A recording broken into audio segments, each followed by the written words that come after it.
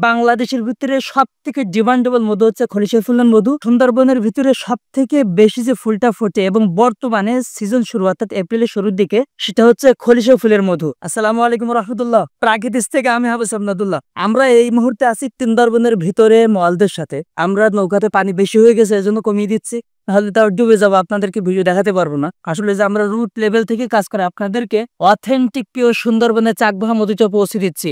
আমরা সুন্দরবনের পাশের এলাকার সন্তান, সাতক্ষীরা সামনগর হচ্ছে আমাদের বাসা। আমরা সকলেই মধু সম্পর্কে জানি, চিনি, আসল মধুটা খেতে চাই, কিন্তু আমরা খাই না কেন?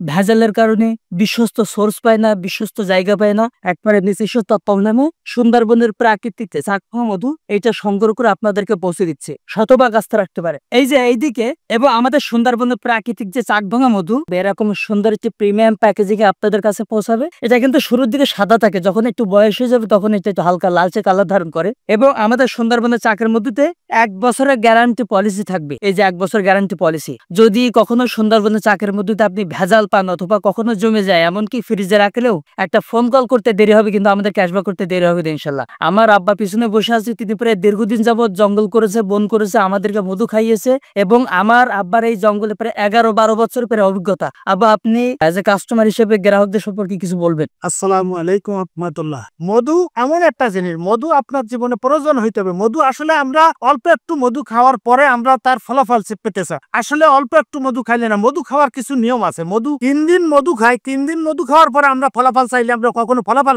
পাইব না। আমরা কমসে কম 15 দিন মধুটা খাইলে আমাদের এর রেজাল্টটা ভালোভাবে চলে আসবে। যেমন আপনার কিডনি, হার্ট, সমস্ত জায়গা সব উপকার করবে, যেটা মধু কার্যকারিতা। এই খলিশা ফুলের মধু বাংলাদেশের ভিতরে সব থেকে ডিমান্ডেবল মধু হচ্ছে খলিশা ফুলের মধু।